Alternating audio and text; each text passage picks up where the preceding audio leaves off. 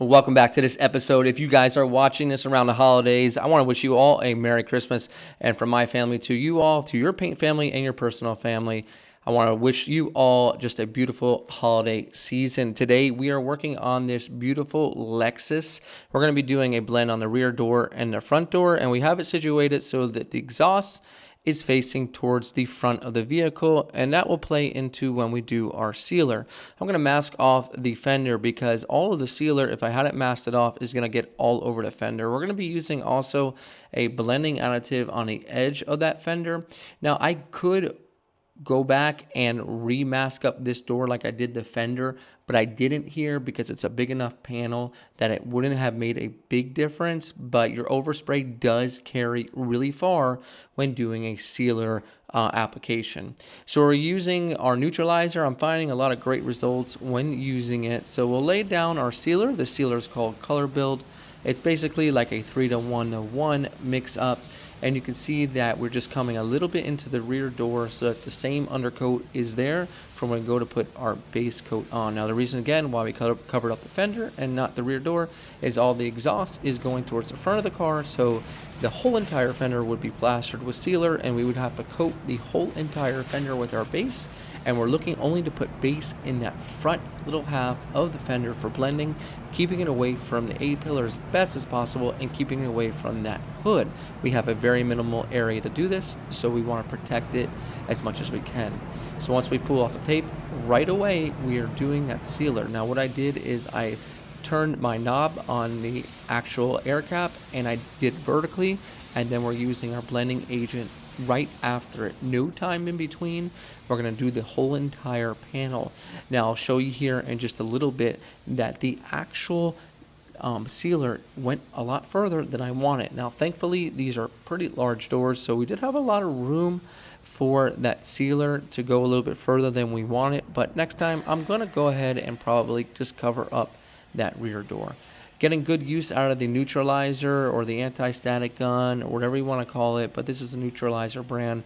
It's been working pretty well for me. So after that, you can see it's kind of hard to tell, but kind of right before the door handle, the sealer has little remnants of how far it actually traveled. But right here, it's just in that area. So we have that whole blending of the fender. We have all that room. Here's one thing I've changed. I'm starting to apply my base coat on metallics much wetter. I've been watching a lot of my buddy Candyman, and in the water-based system, it's like a one-coat visit for the most part. And I'm seeing that like when we're applying that coverage, a lot of that wet paint, it's gonna lay down super smooth. Again, using extra slow, and we're using the 70% reducer. That means 70% of the mix is reduced, so a lot smoother finish that we're having. Now the first coat with the silver, it's going to go on pretty covered, almost all covered, but it's still going to be a little bit streaky. Sometimes if you get it too wet, you're going to find that it just attracts little bits of debris, especially if you're at home. It's going to attract some bits of debris that you can sand out without a problem and reapply. So I'm putting it on wetter than I usually do, trying something new out that I'm really liking the results, to be honest with you guys. It's something I've been doing the last few months, and really enjoying it. See how smooth the edge of the blend is with just putting that one coat on.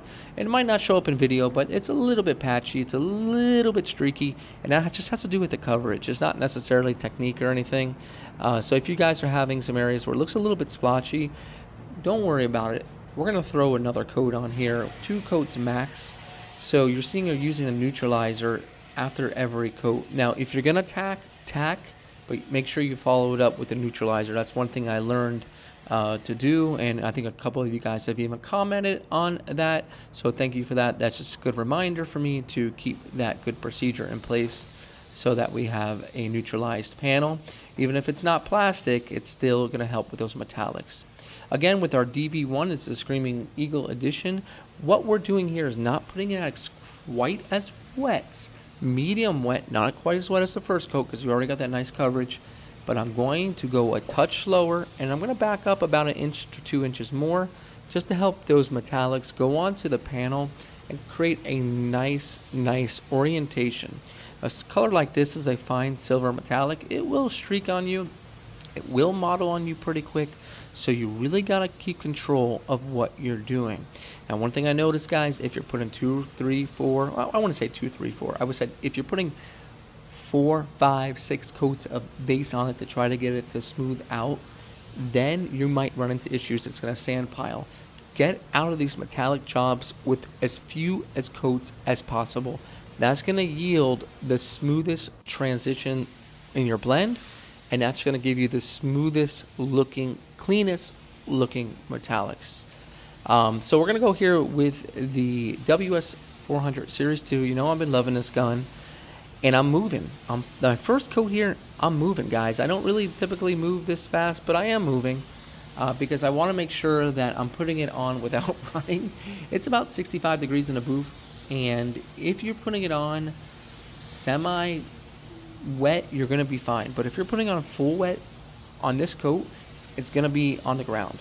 It's going to be on the ground around the door handles. It's going to be on the ground around all the door edges. It's going to build up. So I can tell as soon as I put on that first pass that, hey, I need to move a little bit quicker.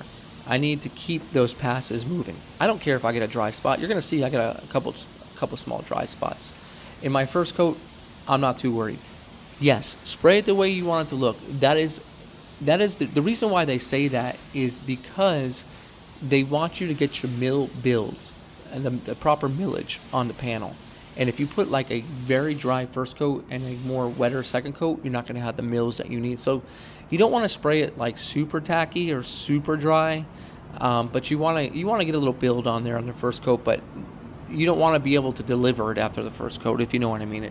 It shouldn't be good enough to deliver after the first coat. That second coat is going to really tie things in. You can see a little dry spot right in there, but I'm leaving it. The old me would want to get it all perfect in the first coat. I've learned my lesson. Let paint set up. Let chemistry do its thing. That should be a new slogan. Let chemistry do its thing. Because so many times we just want to rush it. We just want the instant gratification. We just want things done. And sometimes if you just go do something in the meantime, maybe call your beautiful wife, which I have done not too many times, but maybe go into the cafe, get something to drink, maybe just chat with the guys, maybe work on something else. Just do something else in the meantime that's going to grant you the time that you're going to need to not be in the booth. Don't be in the booth watching paint dry. Because if you do that, what's going to happen is 9 times out of 10, you are going to pick up the spray gun, you're going to touch the panel, you're going to be in no-no zone. You're going to be in timeout. And when you're in timeout, you know that you did something wrong because you already know in the back of your head that you shouldn't have done it. And what's the difference? The car doesn't need to leave the next hour. There's nothing about any car that you really need to seriously rush on without giving the time for the chemistry to do its job. Just let the material set up. Don't sand a silver metallic if it's got something in it before it's dry. Give it some time. And I guarantee you that is the best lesson, and the best lesson of this video is allow things to set up and then you can move on. And your results will greatly change just by allowing the chemicals to do what they need to do. Series 2, 26 PSI on this, 6 to 8. I would say 6 to 7 inches, a little bit further than normal, but this has a beautiful fan on it, guys. It can really cover well. It can get you out of a job a little bit quicker because you're not there doing multiple passes where you're checking to see if you got any runs or anything like that. But yeah, definitely a great gun to have. But this one came out really good. I'm really, really happy with it. This will go on to be a service loaner because the nature of the vehicle, it will be a service loaner for the dealership. So I'm very happy with the way it came out.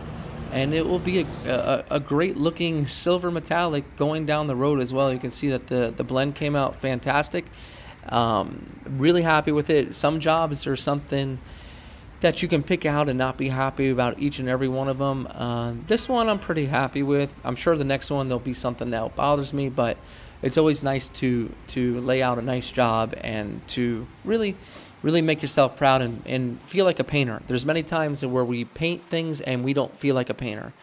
We feel like, why are we even in this trade? I can't even do paint a bumper, or I can't even blend a silver color. It can send you down to ground zero real quick. It can humble you really quick. So don't feel too bad about it. I have this quick little clip I'm going to show you guys from what happened this morning. Don't buy an electric bike. It might not be a good idea. This is Brian from Paint Society reminding you, don't overthink it. It's just paint. I'll see you guys on the next episode. Have a Merry Christmas, guys.